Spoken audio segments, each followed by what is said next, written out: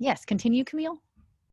One more thing I think that shows readiness in students is a bit of abstract thinking, because one of the main things that law schools teaches is the topics of invention, which is material logic, and that requires a little bit of abstract thinking.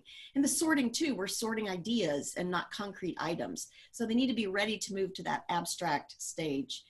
And definition is one thing that they especially struggle with if they're not able, in the common topics, if they're not able to think abstractly. And definition is part of sorting too. You're defining each thing, then you compare it to others to see what group it goes in.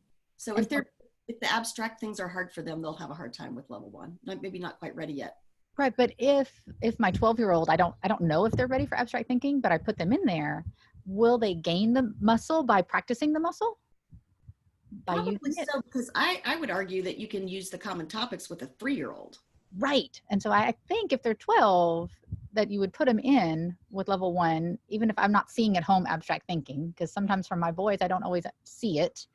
I see it in the things that they can build in my yard, but I don't always see it in our conversation.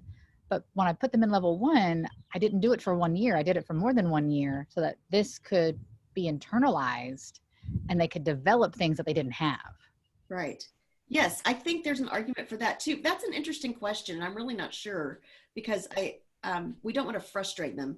We don't want to ask them to do something that they're not developmentally ready to do. And maybe that definition by genus and differentia might be something they're not ready to do, even though they can say, these two items are the same in this, they both have this, they both are this, they both do that. I mean, 10-year-olds, I've seen my 10-year-old grandson do that.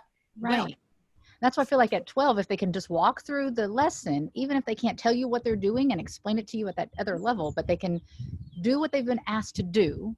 Follow the steps. Just follow the steps. Do what I've asked you to do. Do what I've shown you. Then they'll develop it with practice. Yeah, because I think they're seeing how they do that over and over and comparing those, and then they say, oh, I get it. Yeah. That's how I learned level 1. I just did what I was told. And then I did it again, and then I did it again. And after enough times, I had the aha, I see now, thankfully. But so yes, absolutely.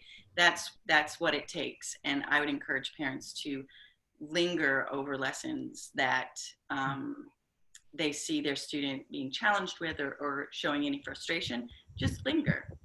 Because the last thing I would want is for a student to walk away and not have that love of learning, that love for writing, or just that security. For me, Lost Tools gives me security in my writing, because it provides a form that I have now internalized, and so I can apply it to the writing that I'm required to do now. Excellent. And I think